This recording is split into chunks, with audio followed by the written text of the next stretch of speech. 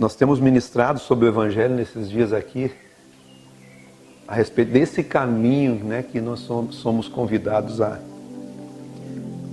caminhar, que é um caminho de consciência. Não tem outro meio e nem tem como ser diferente, né?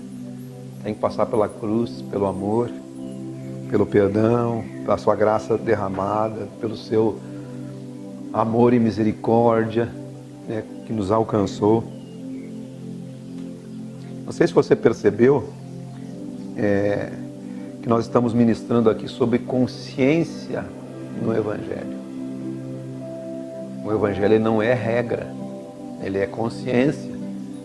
É algo que se tornou parte de você. O Evangelho é algo que se tornou parte. É algo vivo dentro de nós. E é uma consciência viva. Eu sempre falo que isso é o novo nascimento. E talvez o novo nascimento a gente não tenha entendido, porque você vê no caminho do Evangelho, que você encontra várias pessoas que no meio do caminho eles desistem do Evangelho. Entenda, eles não desistem da igreja. Sabia? Mas eles desistem do Evangelho. Eles permanecem na igreja, eles permanecem nas liturgias, eles permanecem cultuando, eles permanecem cantando, louvando, erguendo as mãos, se emocionando, chorando, né? Mas eles não têm uma vida consciente em relação ao Evangelho. Não têm uma vida de consciência do caminho de Cristo. E como eu estava ministrando e falando ali sobre aquele princípio que Jesus acabou falando com Pedro, Pedro teve aquela revelação de que Jesus é o Cristo, e essa é a porta do caminho. Você ter a revelação de que Jesus é o Cristo. Começou pela revelação de que Jesus é o Cristo, aí você começa a andar no caminho. Essa consciência de revelação, ela não nos torna o oráculo, né? O que é oráculo? É a instância máxima, né? Agora, porque você encontrou a revelação de quem é Jesus, que Jesus realmente é o Filho de Deus, e por isso a gente se torna inatingíveis. E você vê naquele texto que eu citei ali de Mateus capítulo 16, que Pedro foi de 0 a 100 em praticamente o mesmo instante, né? Ele percebeu ali naquela chamada que Jesus deu para ele: bem-aventurado és tu, Simão Barjonas, não foi carne nem sangue que te revelou, foi meu Pai que está no céu. Tu é feliz, bem-aventurado é feliz, tu é feliz. Dar-te-ei as chaves do reino dos céus. Não é isso que Jesus disse? Dar-te-ei as chaves do reino dos céus. O que você ligar na terra será ligado no céu. O que você ligar no céu será ligado na terra.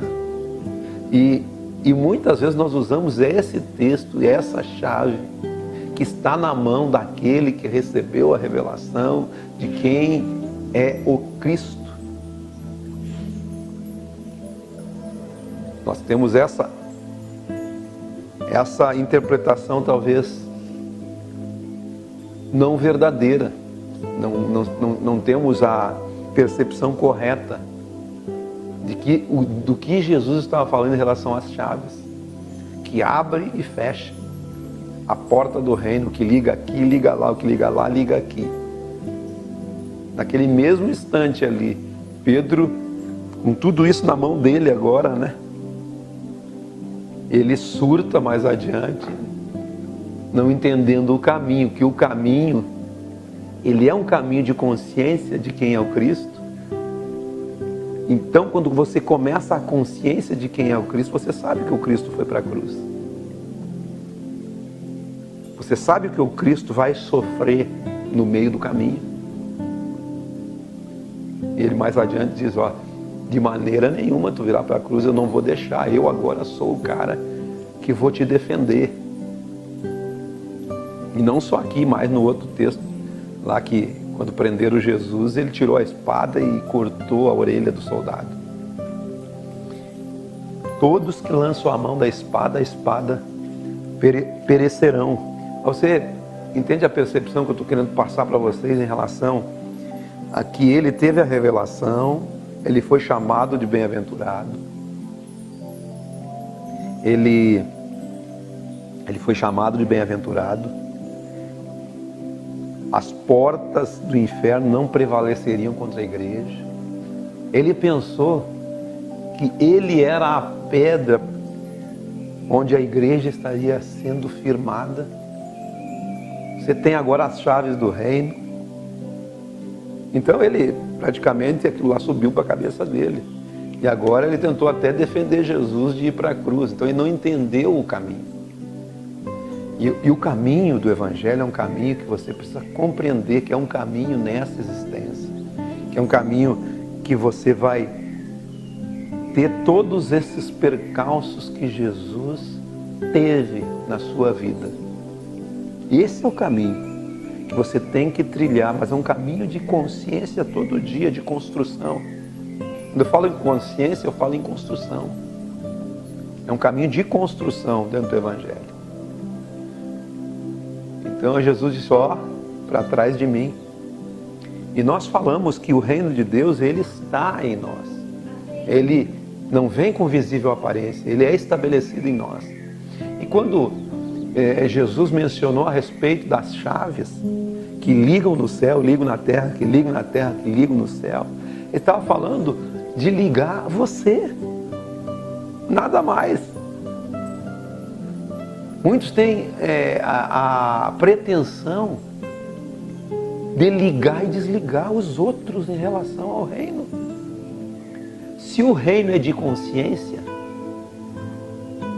se o reino é de percepção, se o reino de Deus é um reino que você vai construindo passo a passo, um pouco aqui, um pouco ali, hora após hora, com lábios gaguejantes, com língua estranha, com louvor, com adoração, com meditação na palavra, com envolvimento com coisas espirituais, com conhecimento de Cristo.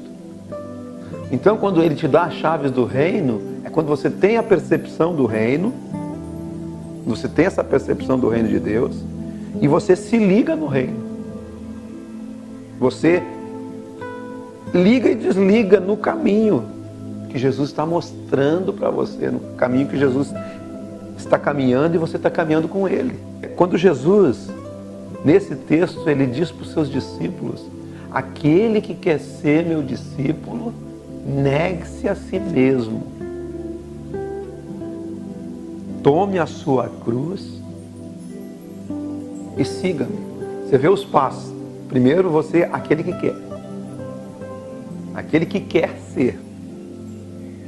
Aí ele tem que negar-se, tomar a cruz e seguir. São quatro passos. Para seguir a quem? Seguir a Cristo. Seguir nos mesmos passos, com a mesma orientação de Cristo sempre. E aí eu digo para vocês que o negar a si mesmo, ele não é o negar quem você é, porque na verdade é nesse caminho que você vai perceber quem você é. Antes não. Não é o negar, não é fazer o sacrifício, você não tem que fazer o sacrifício. Você tem que despertar sua consciência para a absorção do ensino de Jesus Cristo dentro do Evangelho. Então, negar a si mesmo é negar aquilo que cobre você, que mascara você em relação à verdadeira essência. Qual é a verdadeira essência do seu ser? Porque você foi moldado por alguma coisa. É o que aparece, é a fantasia, é a máscara, é a hipocrisia. A hipócrita é a máscara, né? É o que aparece. É isso que você tem que negar para que você tenha a absorção do ensino de Cristo. Daquilo que Cristo ensina e Cristo passa para cada um de nós. Negar não é você... agora você vai entrar num conjunto de regras, não é isso que eu estou falando. Estou falando de consciência. porque nós somos moldados já. Nós já temos algo que nos cobriu. É como se você tirasse a máscara, a casca, e começasse a tirar tudo isso. Não é você pegar e tirar isso agora, instantaneamente. Não é isso. É a questão da consciência do Evangelho de Cristo. É uma questão de transformação de mente. E isso acontece individualmente. O coletivo vai ser igual. Por quê? Porque quando alguém tem a consciência de Cristo, ele é um pequeno Cristo aonde ele anda. Ele é a imagem de Cristo. É isso que o Evangelho nos propõe.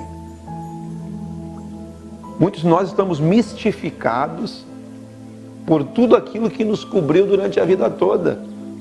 Tanto a parte religiosa, como a parte cultural. Então, quando Jesus nos chama para segui-lo, você tem que querer, e tudo isso acontece a partir da revelação de Cristo. Querer, negar a si mesmo, tomar a cruz e segui-lo. O Evangelho é segue, vem e vê. Você tem que experimentar o Evangelho na sua integridade, na sua essência. E para isso você começa tendo essa revelação. É uma porta de entrada. A porta do reino se abre. O caminho é apertado. Porque você tem que se ajustar no caminho. Por isso que a obra de justificação é nos tornar justos, é nos ajustar. E nós, no caminho do Evangelho, nós temos que nos ajustar a Cristo. Ele é o justo e justificador. Ele é o que nos ajusta. Por isso que na porta do caminho entra um de cada vez. Na porta por onde as ovelhas entram é um de cada vez. Porque largo é o caminho. Esse caminho nós já estamos. Quando é que eu começo a entrar nessa porta? Quando eu tenho a revelação de Cristo, quando eu sou bem-aventurado, quando eu decido negar a mim mesmo e segui-lo, tomando a cruz a cada dia. Esse processo é o processo da desconstrução. É tirar tudo, deixar cair tudo isso. As escamas. Deixar cair as escamas. Aí é o processo do Evangelho. Aí você vai encontrar o seu eu lá no fundo. Lá no fundo vai estar o seu eu. E a partir de então, isso vai ser trabalhado pela consciência de Cristo e do Evangelho em você. À medida que você se envolver com a aceitação do Evangelho. E nós temos que estar preparados nesse caminho para esses picos. Porque nada do que a sua vida tem para viver, ele vai mudar. Mas você vai mudar a consciência. Tanto as coisas virão, as que tiver que vir, e as que não tiver que vir, não virão. Durante esse processo, durante essa caminhada. E essas coisas vão trazer a maturidade. A melhor coisa para nós é quando nós chegamos no limite. Quando nós não dependemos mais de nós. É a melhor coisa. Porque enquanto eu dependo de mim, eu não dependo mais de ninguém. E o Evangelho te propõe isso. Você saber que você tem um limite.